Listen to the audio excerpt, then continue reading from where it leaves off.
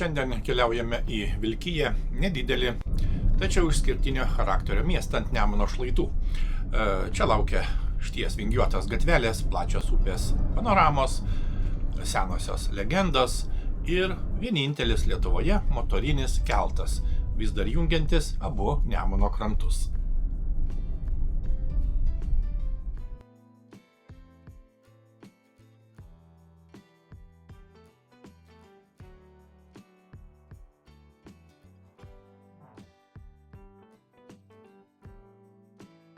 Taip, šiandien užsukome į įdomų miestelį Vilkiją. Vilkija yra Kauno rajono savivaldybėje. Miestelis nedidelis, tačiau yra įdomus istorinis urbanistikos paminklas. Miestelis yra išsidėstęs Nemuno dešiniajame krante ir būtent pro miestelį teka Nemunas. Labai įdomus kraštovaizdis, įdomios gražios tikrai vietos. Miestelis palyginus senas, pirmą kartą istorinėse šaltinėse paminėtas 1364 metais. Na, kai kurie kiti šaltiniai nurodo kitas datas, bet kuriuo atveju tai yra senas miestelis. Miestelėje yra bažnyčia, yra be abejo veikia Vilkijos gimnazija, taip pat yra Antano Juškos etnografinis muziejus, tikrai labai įdomus muziejus, mes jį aplankysime. Na, žinoma, kaip visuomet pasivaikščiosime po miestelį ir papasakosime. Beje, reikia pasakyti, kad miestelio vardas Vilkija yra labai įdomus. Manoma, kad kilęs iš bendrinės žodžio Vilkija. Na, tai reiškia vilkų gauja, na ir galbūt kadaise čia apylinkėse gyveno daug vilkų gaujos ir manoma, kad nuo to yra kilęs miestelio pavadinimas.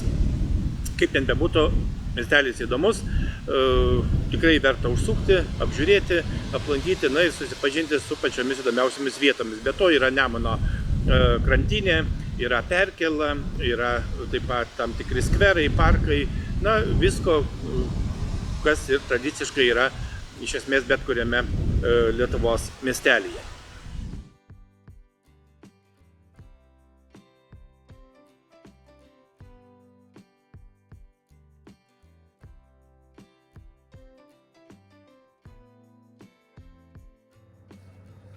Kaip jau minėjome, Vilkija nedidelis, tačiau savitas miestas Kauno rajone, įsikūręs maždaug 25 km į šiaurės vakarus nuo Kauno.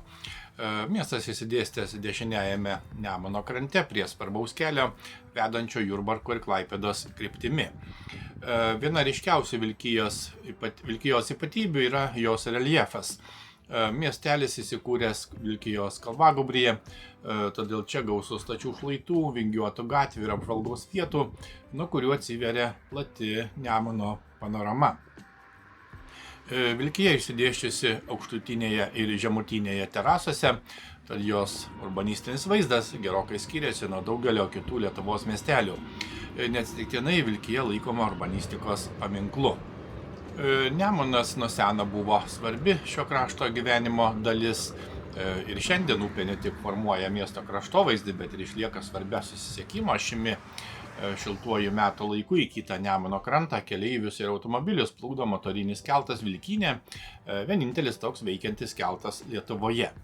Vilkijos pavadinimas, kaip jau minėjome, taip pat apipintas legendomis. Manoma, kad jis kilęs iš žodžio Vilkija, reiškusi vilkų gaują. Pasakojama, kad kadaise kitapus Nemuno gyvenę žmonės šiose apylinkėse dažnai girdėdavo staugiančius vilkus.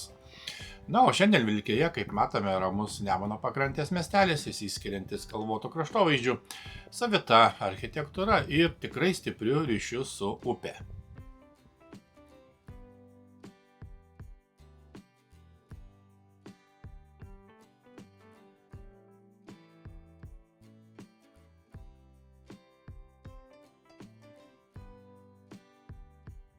Viena ryškiausių Vilkijos panoramų detalių aukštai virš Nemuno slėnio iškilusi Šventojo Jurgio bažnyčia. Ant kalvos stovinti raudonų plytų šventovė matoma tikrai iš toli, o du jos bokštai tapo neatsiejama miestelio silueto dalimi. Dabartinė bažnyčia statyta 1900–1908 metais. Ji iškilo po to, kai 1892 gaisras sunaikino senąją Vilkijos bažnyčią, stovėjusią žemutinėje miestelio dalyje arčiau Nemuno. Naujos šventovės vieta pasirinkta aukštutinėje terasoje, todėl bažnyčia tapo ne tik religiniu, bet ir vienu svarbiausių Vilkijos architektūrinių akcentų. Šventojo Jurgio bažnyčia pastatyta neogotikiniu stiliumi, ji yra lotyniško kryžiaus plano, dvibokštė, o abu bokštai siekia maždaug 35 metrų aukštį. Smailios arkos, vertikalios fasado linijos ir raudonų plytų mūras suteikia pastatui grakštumo ir kartu monumentalumo. Tačiau Vilkijos parapijos istorija gerokai senesnė už dabartinę šventovę. Apie bažnyčią ir klebono valdą šioje vietovėje užsimenama jau 16 amžiaus pirmojoje pusėje. Per kelius šimtmečius miestą nekartą siaubė gaisrai, todėl senosios bažnyčios buvo atstatomos ir keičiamos naujomis. O šiandien Šventojo Jurgio bažnyčia tarytum vainikuoja ant Nemuno šlaitų įsidėsčiusią Vilkiją. Nuo jos aplinkos atsiveria miesto ir Nemuno slėnio vaizdai, o patys bažnyčios bokštai išlieka vienu lengviausiai atpažįstamų miestelio ženklų. Reikia pasakyti, kad 2014 metais atidengtas akmuo su prezidento Valdo Adamkaus bareljefu.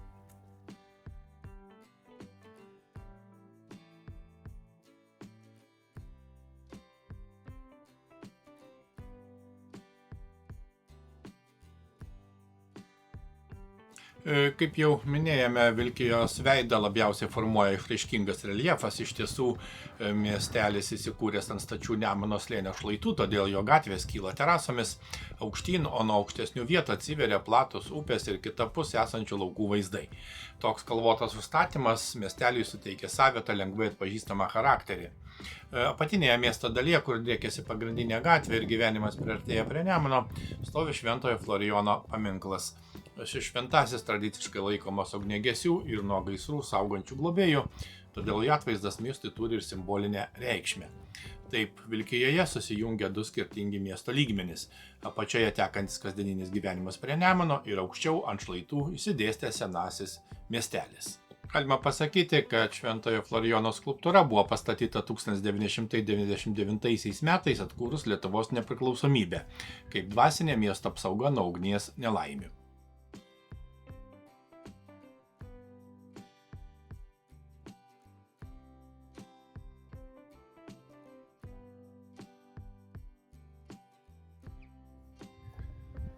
Vilkijoje pirminės sveikatos priežiūros paslaugos teikia Vilkijos pirminės sveikatos priežiūros centras, veikiantis nuo 1997 metų. Čia gyventojams teikiama šeimos medicinos, odontologijos, psichikos sveikatos, ambulatorinės slaugos namuose, taip pat palaikomojo gydymo ir slaugos paslaugos. Centro veikla neapsiriboja vien Vilkija, jam priklauso ir medicinos punktai Čekiškėje, Liučiūnuose bei Batnevoje, todėl sveikatos priežiūra tampa lengviau pasiekiama ir aplinkinių gyvenviečių žmonėms. Tai išties svarbi vietos infrastruktūros dalis, užtikrinanti, kad pagrindinės medicinos ir slaugos paslaugos gyventojams būtų prieinamos kuo arčiau namų.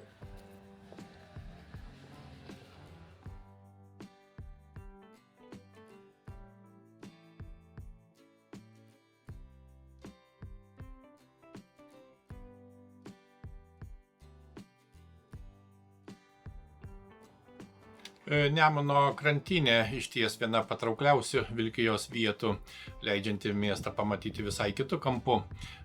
Čia pačioje upės pašonėje atsiveria plati Nemuno vaga, kitapus plytintys laukai ir aukščiau šlaituose išsidėsčiusi Vilkija. Krantinė tinkama ramiam pasivaikščiojimui, poilsiui ir miesto panoramai stebėti. Ypač gražus vaizdai atsiveria vakare, kai besileidžianti saulė apšviečia upę, o Nemuno paviršiuje atsispindi aplinkiniai šlaitai ir dangus. Ši vieta primena ir apie nuo seno Vilkijai svarbų ryšį su upe.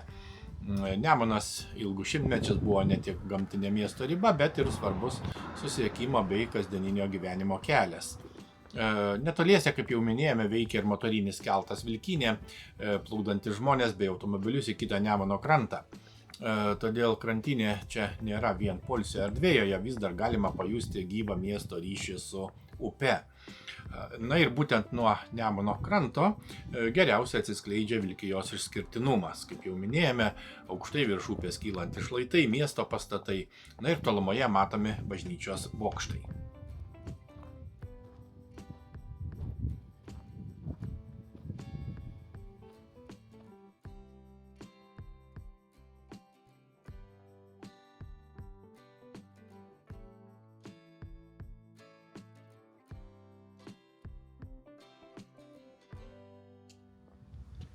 Visai šalia Nemuno greta Vilkijos prieplaukos įsikūręs miesto parkas, jauki žalioji erdvė, kurioje yra ir Vilkijos istorija, menas ir muzika kartu.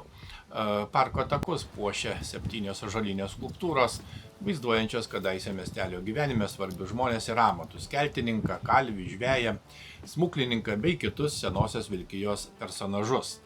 Taip parkas tampa tarsi nedideliu pasakojimu apie gyvenimą prie Nemuno, tačiau bene netikėčiausias šios vietos akcentas – Louiso Armstrongo aikštė. Kodėl vieno garsiausių pasaulio džiazo muzikantų vardas atsirado būtent Vilkijoje? Atsakymas slypi Karnofskių šeimos istorijoje. XIX amžiaus antrojoje pusėje Vilkijoje gyveno litvakų Karnofskių šeima, vėliau emigravusi į Jungtines Amerikos valstijas.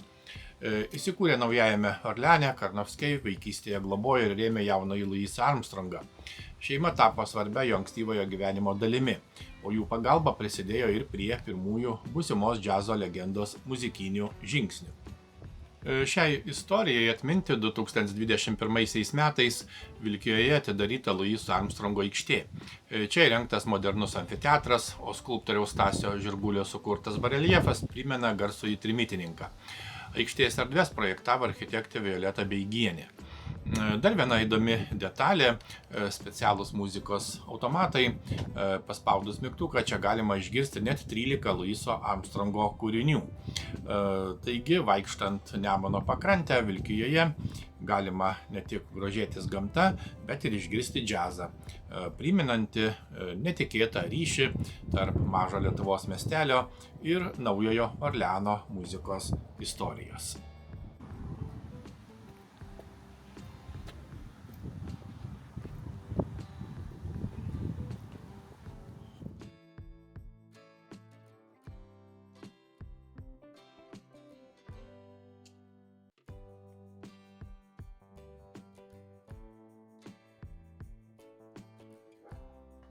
Viena įdomiausių Vilkijos kultūros vietų, žinoma, Antano ir Jono Juškų etninės kultūros muziejus, įsikūręs Kauno Mažojoje gatvėje. Muziejus veikia buvusios klebonijos pastate, seniausiame išlikusiame Vilkijos name, kurio istorija siekia maždaug 300 metų. 1990-aisiais čia įkurtas muziejus, šiandien yra Kauno rajono muziejaus padalinys. Na, ši vieta neatsitiktinai siejama su broliais Juškomis. Kunigas, tautosakininkas ir etnografas Antanas Juška Vilkijoje gyveno 1862-63 metais. Keliaudamas po Lietuvos miestelius ir kaimus, jis užrašinėjo žmonių kalbą, papročius, dainas bei jų melodijas. Per savo gyvenimą Antanas Juška surinko apie 7000 liaudies dainų ir maždaug 2000 melodijų. Svarbę pagalbą saugant ir leidžiant šį palikimą suteikė jo brolis Jonas, mokytojas, kalbininkas ir artimiausias Antano bendradarbis. Muziejaus ekspozicija pasakoja ne tik apie pačius brolius Juškas, čia galima susipažinti su lietuvių kalbos ir tautosakos rinkimo istorija, Vilkijos krašto buitimi bei senąja etninė kultūra, senovinės skrynios, audiniai, įvairūs buities rakandai, dokumentai, knygos ir kiti daiktai leidžia pajusti, kaip atrodė kasdienis žmonių gyvenimas prieš daugelį dešimtmečių. Muziejuje saugoma medžiaga susijusi su Juškų veikla, taip pat Vilkijos krašto istoriją liudijantis rinkiniai. Na, ypatingą atmosferą žinoma kūrė ir pats medinis namas, nedidelės patalpos, senoji architektūra bei gausybė etnografinių daiktų čia tampa viena bendra ekspozicija. Todėl muziejus labiau primena gyvą senąją sodybą nei įprastą parodų salę. Na ir šiandien ši vieta nėra vien praeities saugykla. Muziejuje organizuojamos parodos, koncertai, susitikimai, edukacinės veiklos, brolių Juškų dainoms bei kalendorinėms tradicijoms skirti renginiai. 2026 metais čia toliau rengiamos meno parodos ir kultūros renginiai, tad senoji etninė kultūra pristatoma ne tik per eksponatus, bet ir per gyvą kūrybą. Pastaraisiais metais atsinaujino ir pats muziejaus pastatas, 2024 metais pradėti jo restauravimo bei tvarkybos darbai, o 2025 muziejus vėl atvėrė duris lankytojams su atnaujintų skiedrų stogu, sutvarkytais fasadais, langais, durimis ir lankytojams pritaikytomis patalpomis. Kartu buvo išsaugotos iki tol muziejuose buvusios vertybės.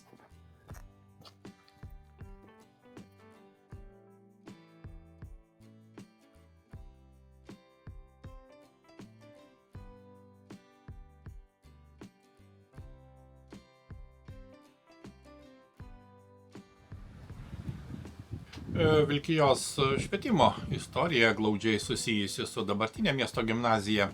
Jos pradžia siekia 1919-uosius, kai Vilkijoje pradėta organizuoti vidurinė mokykla. Pirmaisiais metais čia mokėsi vos 15 mokinių, o mokykla turėjo tik kelis suolus, lentą ir nedidelę biblioteką.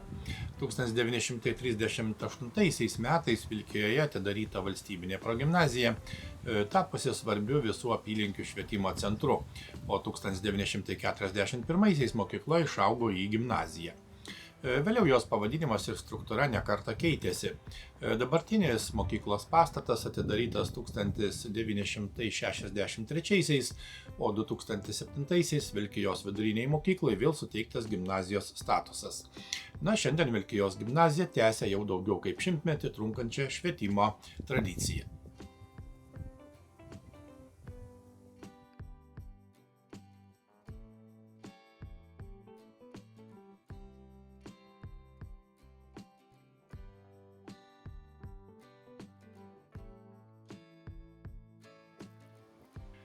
Vilkijos senosiose kapinėse iki šių dienų išlikę reti XIX amžiaus mūriniai koplytstulpiai, sukurti nežinomų liaudies meistrų.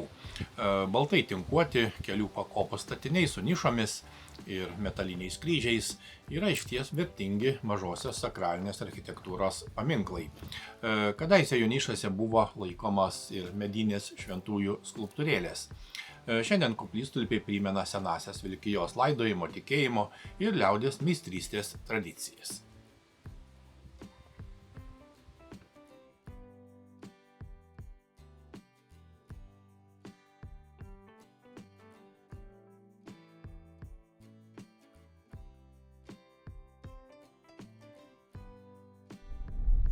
Vilkijos istorija skaičiuojama jau 600 mečius. Rašytinėse šaltinėse miestas pirmą kartą paminėtas 1426 metais. Vilkijos raidai ypač svarbi buvo jos vieta prie Nemuno. Upė tuo metu buvo viena pagrindinių prekybos ir susisiekimo arterijų. Jau 1450-aisiais Vilkijoje veikė muitinė, o 1486-aisiais minimas Vilkijos valsčius. 16 amžiaus pradžioje gyvenvietė jau vadinama miestu, pastatoma pirmoji bažnyčia. Vilkija tampa svarbiu apylinkių administraciniu ir prekybiniu centru, čia vyksta net Žemaitijos seniūnijos seimeliai. 1606 metais įsteigiama parapinė mokykla, tačiau miesto istorija nebuvo rami. 17 ir 18 amžiuose vykę karai, taip pat nekartą kilę gaisrai Vilkiją stipriai nuniokojo. Nepaisant to, miestas atsigaudavo. 1792 metais Vilkijai suteiktos miesto teisės. 19 amžiuje čia vykdavo turgus ir prekymečiai, veikė pašto stotis, Nemuno prieplauko amatininkai ir prekybininkai. Vilkija pamažu formavosi kaip gyvas Panemunės miestelis.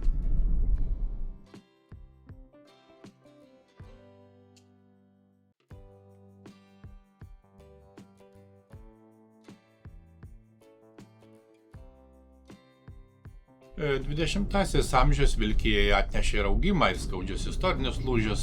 Atkūrus Lietuvos valstybę, miestelyje veikė medienos apdirbimo įmonė, kailių dirbtuvė, paštas, vandens matavimo stotis, stiprėjo švietimas ir vietos bendruomenės gyvenimas. Ypač tragiškas laikotarpis prasidėjo Antrojo pasaulinio karo metais. 1941 buvo sunaikinta gausi Vilkijos žydų bendruomenė, šimtai žmonių nužudyti Pakarklės miške ir kitose žudynių vietose. Pokariu gyventojus palėtė ir sovietinės represijos bei trėmimai. Sovietmečiu Vilkija kurį laiką buvo rajono centras, o 1950 metais jai suteiktos miesto teisės. Vėliau miestas plėtėsi, atsirado naujų visuomeninių ir gyvenamųjų pastatų. Atkūrus Lietuvos nepriklausomybę, daugiau dėmesio skiriama Vilkijos istoriniam palikimui, urbanistiniam savitumui ir žinoma kultūrai. 1998-aisiais patvirtintas miesto herbas. O šiandien Vilkija išlieka išskirtiniu Nemuno šlaitų miestu, saugančiu 6 šimtmečių istorijos ženklus.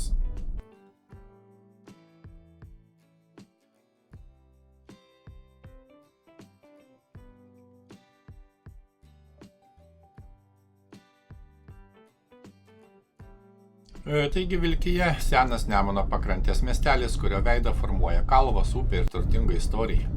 Čia išlikę seni mūriniai koplytstulpiai, Nemuno krantinėje skamba Louis Armstrongo melodijos, o keltas Vilkinė vis dar plukdo žmonės į kitą krantą. Vilkija saugo savo praeitį, tačiau kartu gyvena šiandieną, ramiai, savitai ir neatsiejamai nuo Nemuno.